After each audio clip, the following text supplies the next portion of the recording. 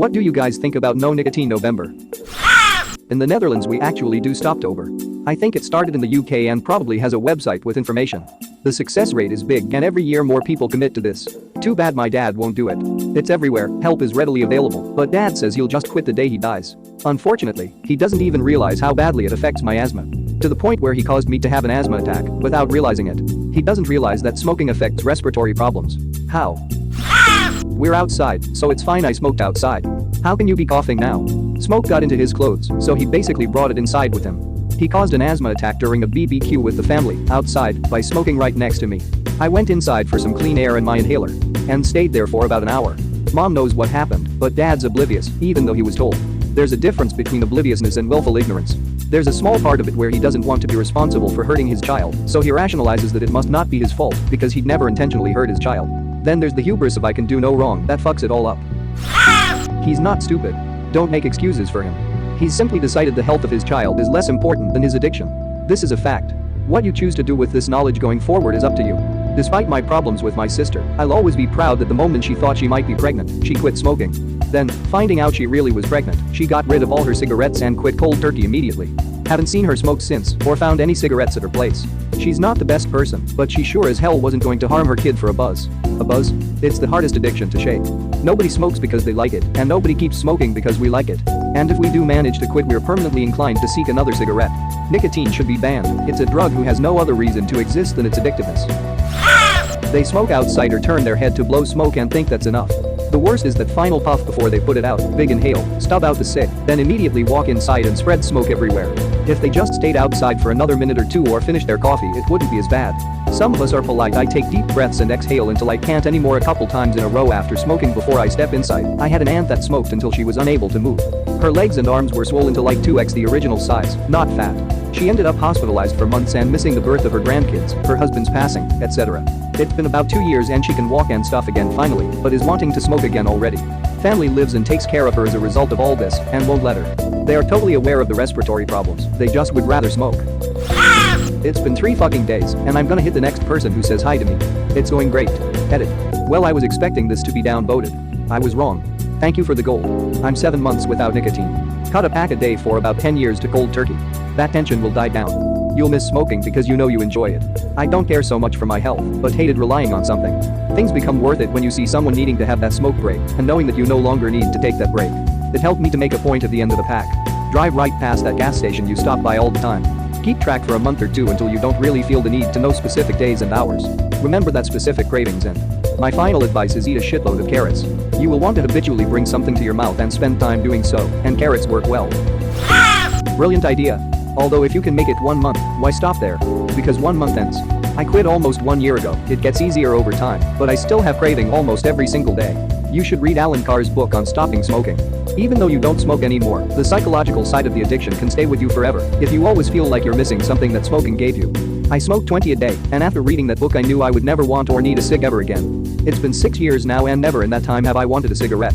I read that book, and it was very good in how it helped me change my understanding of nicotine, but that missing feeling never went away. In my case, it turned out that nicotine was a crutch for undiagnosed ADHD. And the treatment for that makes the desire for cigarettes non-existent. Well, I've been doing No Nicotine 9219, and it's looking good for November so far.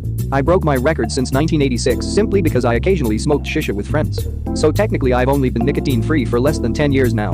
You haven't eaten a tomato in 27 years, you poor bastard. Actually, eggplant has twice as much nicotine as tomatoes. Tomatoes have 7 ng of nicotine per gram of tomato. Eggplants have 100 ng of nicotine per gram. If you eat 20 eggplants in one sitting, that's like smoking cigarette. Quitting smoking was one of my best decisions. I was a 2-pack a day smoker on weekdays and 3 on the weekends for about 6 years. What you have to realize is that it is not as physically addicting as it's made out to be. That's marketing making you believe you are a bitch when you are not. It is mostly a strongly formed habit with some physical and psychological addictions. Want proof? How often do you wake up in the middle of a deep sleep to have a cigarette? Sure, I've woken up and had cigarettes in my life, but it wasn't habitual for me to rip out of sleep to get smokes. Heroin addicts have this issue. You aren't as physically addicted as you think. People lose their shit if they haven't smoked for a couple hours, but can sleep for 8. It's more mental than physical. Regarding habits, I was a 2-pack a day smoker. 40 cigarettes at 3 to 5 minutes per smoke equals 2 hours to 3 hours and 20 minutes per day. Outside of sleeping, there was no single thing I did more than smoking. It was a hard habit to break. Also, I know I'm not free from it, at least, I'm not above it. I won't fuck around with any nicotine. no shisha bars, none of that shit. There are hooks in those old habits, and they are dying to grab onto some tobacco. Fuck that. You can quit. Do what you need to help yourself break those strong habits and kick those pussy addictions ass. Be strong and stay strong. I knew I was free of cigarettes when I heard the verbiage change in myself. When someone asked me, do you want a cigarette, I was responding with no, I don't. Thanks instead of no, I can't right now, because I'm quitting. When someone says, oh come on, you can have one, I was able to say, of course I know I can have one. That's super easy to do. I'm choosing not to have one. I don't want one. Thanks. Good luck, quitters. Don't let nicotine make you its bitch. Save that money. Redirect your frustrations to new habits. Cravings come for the first year or so, because that habit is still there in spirit. You just have to outlast that craving. It will subside and eventually disappear completely. I have been free of nicotine for over 10 years now, and I don't ever think about it. Another pro tip. Instead of feeling like you can do something others do when you see people smoking, what you have to tell yourself is, look at what those people have to do just so they can feel normal or comfortable. I can feel just as good as other people, and it costs me less, both in money and physical damage to self. In a fucked up way, when I see people smoking or drinking, I feel a little bad for them that they have to do that to feel normal. Imagine if world apocalypse hit us.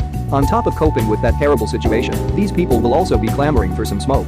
Also, the same attitude works with alcohol. Good luck. Was shocked when my dad was able to quit in a month. He's been smoking since he was a teen and quit in his late 40s. I could see how much he was suffering from the withdrawals when he first started quitting. I'm just happy he was able to quit completely afterwards. Withdrawal takes a month, kicking the physical addiction takes 2 weeks at most. The myth that quitting is harder than that is big tobacco propaganda. Getting over the psychological addiction is harder, but I did it once I realized that smoking doesn't give you a buzz or a high like other drugs. It just takes away the jitters from withdrawal that set in every 1.5 hours. Other drugs have a benefit, nicotine does not. Its addictive properties just set in really quick. Yeah, I realized shortly before I quit that a cigarette doesn't really help a regular smoker relax the way your first few do. Once you become a daily smoker, you're just alleviating withdrawals. It feels like it helps you relax, but that's only because your body was starting to panic because of a lack of nicotine. I did this last year cold turkey after smoking for 20 years, and happy to say this is my 1-year smoke-free anniversary. Glad to have done it and never going back. Good for you. Cold turkey is no joke. That's how I quit too. I haven't had a cigarette in 16 years, mainly because the thought of quitting cold turkey again was terrifying. Proud of you. Great job. I read an article which says you're more likely to quit permanently if you go cold turkey. What's cold turkey? Ignorant here, lol. Cold turkey means quitting something instantly, as opposed to slowly reducing your consumption to eventually quit. No shave, no nicotine, no nut. What can I do at the Thanksgiving dinner table? You guys are killing me. Alliteratively killing me. At first glance your username read meth monkey. Please excuse the spelling. It's hard to type on a smartphone when you are tweaking on meth. Tweaking or twerking? Now I have no idea what is and isn't a typo. As he said, it's hard to type on math. If you can quit for a month, you are on the way to quitting forever. Nicotine is extremely addictive. I've quit for a month. At least 6 times now. It took me over 5 years to quit. I have the feeling this will be me. 5 years to fully give it up. I have switched to vaping and only buy a packet once every couple of weeks for when I go out drinking. Before I was a pack a day. I'm just smoking less and less while slowly reducing the nicotine with my vaping. I'm Australia, it's called October. Maybe we can join forces and start Stop Sober. So people will not be sober anymore. No, you stop when you're sober. Whooshed. Cheers. I agree. It's also No Shave November. A lot of us in the US military attempt to take part in it. Well, we can only keep this stature, our careers will suffer, so those of us participating are only in it about 20%. Also, I've heard No Nut November get thrown around a lot here. Never heard of a No Nicotine November, but that might be because my community is all strung up on that and caffeine. Hey, Stop Sober? I can get down. Yeah, I know about that, although I'm not Dutch, I'm an immigrant from Iraq, and I was quite happy with hearing about Stop Sober, but unfortunately, most Iraqi adults are nicotine addicts, so I can't really say it helped my father, but he tries. My wife didn't smoke so far. We really need to get this in the States. All I really see for nicotine addiction is those preachy advertisements that just kinda feel like they're trying to shame you into it. That just won't work for me. I don't have kids and I'm conscious about my smoking and purposefully try to do it alone as to not annoy or show it off to children. I feel like a big kick over here would be really good. Less commercials about how smokers are quitting and you're kind of the outcast now. More about trying to do it with a ton of people. Feels more supportive and helpful. Why is there no in between doing it alone and being annoyingly preachy to your children? I think you're making it much harder than it is. You can get help and not be preachy to everyone or at least to your children. They will be proud of you no matter what. Speaking from a bit of experience here. Have you tried to quit before? Why not no nicotine forever? Because forever doesn't start with an N. No nicotine definitely. Never nicotine. Never no nicotine. Wait. No never no nicotine. Not bad, but what about do drugs December? Seems like an easy New Year's resolution. LMAO. Oh. I lost 20 pounds so far. Then I stopped smoking meth a lot. I also ran out of acid, so I quit re-watching every season of Family Guy and South Park, which I'm pretty proud of. This comment made my day. And yours made mine. I was cracking up for probably 20 minutes thinking about drug-related self-improvement ideas. Anything's better than No Nut November. Really wish that meme would die. After seeing however many posts about it, I just want a way to shout, no one cares about the schedule to which you do or don't touch yourself of all the randy adolescents who are so profoundly fascinated with their own genitals that they feel the need to share. Considering we live in the age of porn being as available as air, I think it's quite healthy to abstain for a while. Have some self-control and it helps with erectile dysfunction from porn overuse. I genuinely think that No Nut November is dangerous. My first boyfriend was on a secret masturbation fast and was extremely abusive and pushy about sex because of it. He blamed me for not being able to get off, but I was 17 and not ready to commit to something like that. I don't think everyone will react that way to this bullshit concept, but for fuck's sake just let people jerk off. It's super duper not a big deal. They're literally not hurting anyone by doing it. No nut includes sex. The point is that because my boyfriend couldn't wank, he unfairly pressured me for sex, shamed me for not being ready, and caused real harm to me. Edit. I see what you're saying upon reflection, and yeah, I think that's even fucking worse. Worse than that, it's actively encouraging people to increase their risk of prostate cancer for no fucking reason. Frequent masturbation during men's 20s and 30s increased their risk of prostate cancer, but men in their 50s who masturbated frequently had decreased risk. WebMD, so it's not the best source, but it's not bad. Okay boomer. Ouch. I prefer No Prohibitions November. Why deny yourself the pleasures of life? To build discipline so that you're not a slave to life's pleasures. Haha, help, I can't stop being a hedonist. Oh, nothing sordid, I assure you. Simply vomit on me, ever so gently, while I humiliate a pheasant. Edit. Turned a bird into a poor person. Thank you very much for watching. Don't forget to subscribe and like this video. Tell me what you dislike or love about this video, so please comment below and hit the bell icon so you're notified anytime a new video is released. This is a WeCrow Media production.